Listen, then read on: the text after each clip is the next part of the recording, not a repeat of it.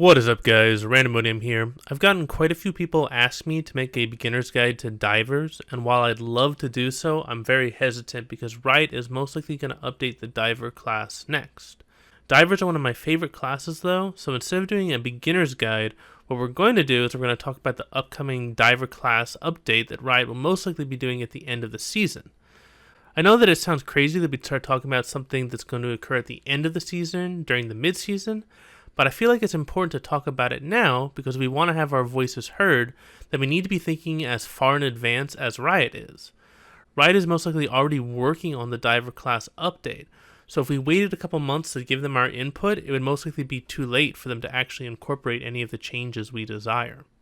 Let's first start with Riot's official definition of divers. Divers are the more mobile portion of the fighter class. Divers excel at singling out high-priority targets to blitz towards, immediately forcing those targets and their teammates to deal with the diver's presence. Divers are not as durable as the tanks or the juggernauts of the world, but divers can take their fair share of punishment while bringing enough damage to be a real kill threat if left unchecked. I'd also like to add my own definition of divers. Divers, in my mind, are the class that is a jack of all trades. They have decent damage, decent toughness, decent crowd control, and decent mobility. However, they aren't the best in any one area. This, in my opinion, is not a bad thing, though. This versatility allows divers to have unparalleled build variety, allows them to adapt their build to their team composition and the enemy team's composition. This adaptability is a diver's true strength, and what makes them so fearsome in the right hands.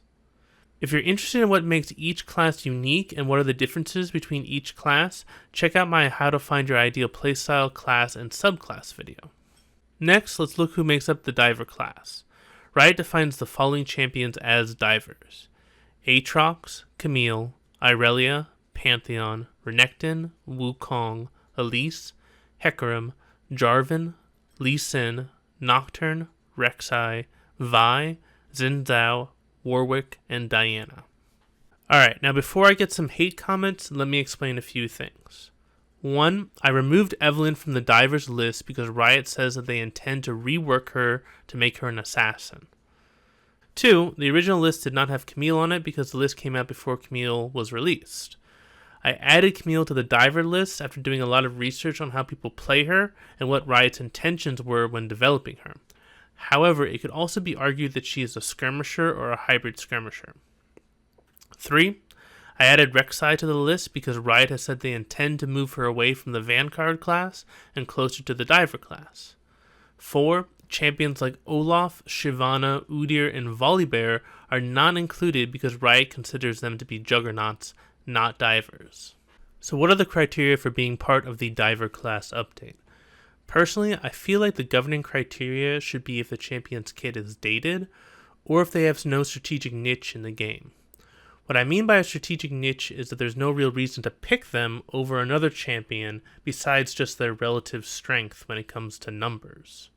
For example, Sejuani was recently reworked during the Vanguard class update because she shared the same strategic niche as Amumu. If Amumu was more powerful than Sejuani, then no one picked Sejuani, and if Sejuani was more powerful, then no one picked Amumu. The Sejuani rework, along with the other changes to Amumu's passive, made it so that each champion had a well-defined niche in the game. What is very important to note is I don't believe that a champion simply being underpowered is a reason for them to being reworked.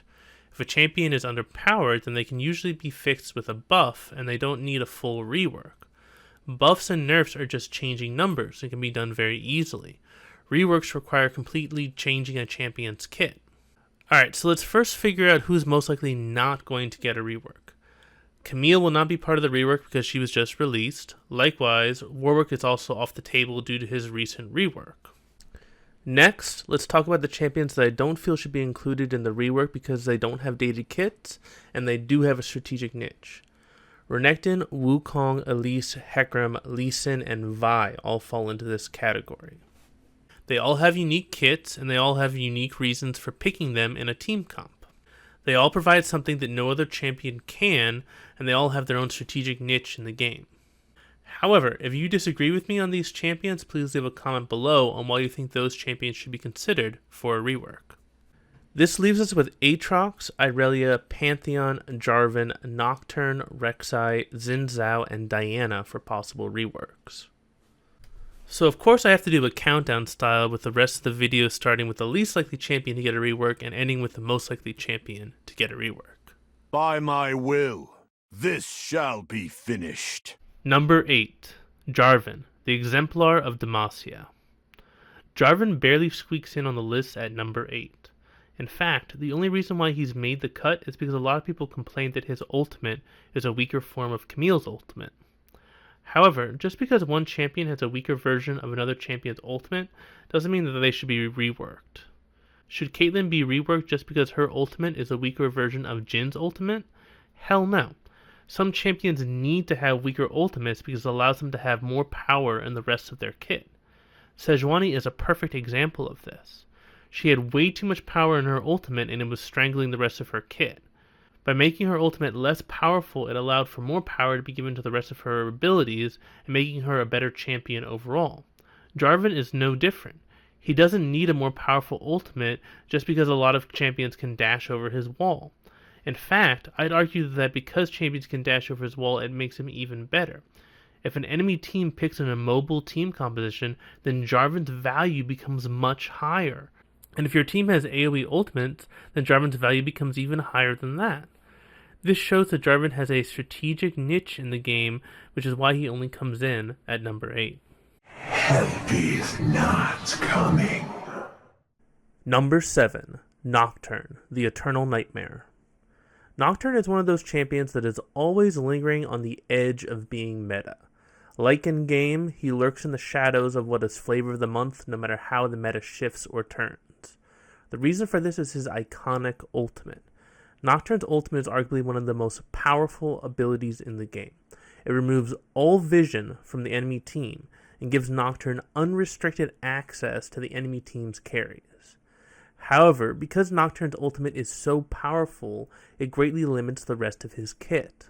Like Sejuani, Nocturne could benefit from a less powerful ultimate so that more power could be given to the rest of his abilities. However, Nocturne's ultimate is the ability that defines him as a champion. Change his ultimate incorrectly, and Nocturne ceases to be Nocturne. If Riot were to change his ultimate, I believe they should keep the global nearsightedness, and instead of making his ultimate lock on to a specific champion, have it be like a Kled ultimate where he clicks a point on the map, and he locks onto the first champion he comes in contact with while he travels along his path. That would give Nocturne's ultimate a lot more counterplay since it would require flanking to be used properly, and it could be blocked by tanky teammates who get in between Nocturne and their carry. These changes to his ultimate would place an extreme importance on Nocturne being able to effectively flank an enemy team. In order for Nocturne to execute these flanks, some people have suggested that he should be able to pass through jungle walls if he uses his Q or W in a particular way. While powerful, I think this feature could be properly balanced since many junglers are able to jump over walls without being broken. That said, I don't think it's essential that Nocturne gets a rework. He does have a very strategic niche already, and while he could use a tune-up, I don't think it's critical at this time. That is why Nocturne comes in on my list at number 7. True will cannot be defeated. Number 6. Irelia, the Will of the Blades. A lot of people, Riot included, have been talking about an Irelia rework, but I honestly just don't see why. Irelia has a very unique kit, and both her play rate and win rate have been relatively balanced and stable for years.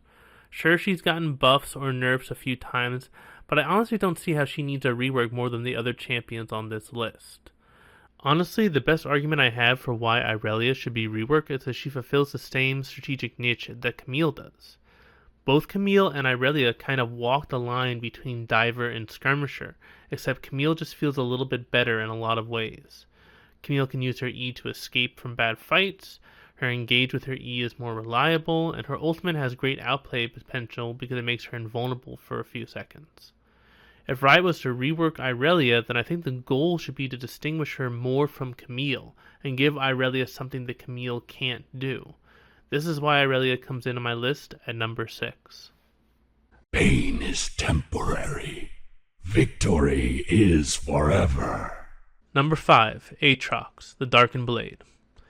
Aatrox would probably have been my number 1 on this list if it wasn't for his recent mini rework.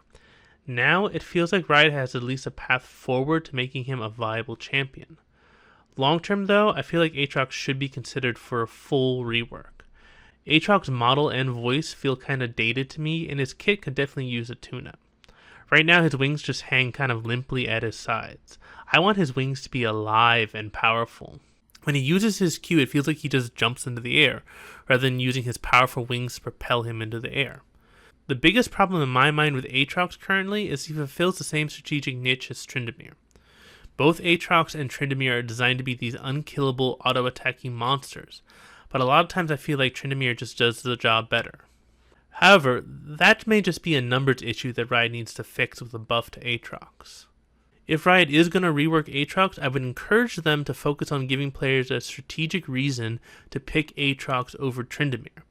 This is why Aatrox comes in on my list at number 5. Find me an immovable object, and I'll put this question to rest. Number 4, Xin Zhao, the Central of Demacia. Xin Zhao primarily comes in at number 4 because his kit is extremely dated and very binary. The only outplay Xin has is with his ultimate because he can use it to break up teams or knock priority targets back into your team. You can also use it as a disengage tool to peel for your allies. Besides that, he is very binary. He just charges in and auto-attacks you until one of you is dead. That's it. There's very little that separates a good Xin player from a great one. The primary reason for this is that his E is point and click, and his Q and W are just self-steroids. If Riot were to rework Xin Zhao, then they should at the very least make his Q and W interactive, rather than just self-buffs, and they should also probably look at making his E a skill shot. For these reasons, Xin Zhao comes in on my list at number 4. A new moon is rising. Number 3, Diana, the Scorn of the Moon. Diana is one of my favorite champions in all of League of Legends. I have more mastery points with her than any other champion.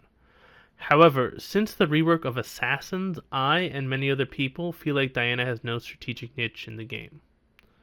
There is nothing that she does better than any other champion.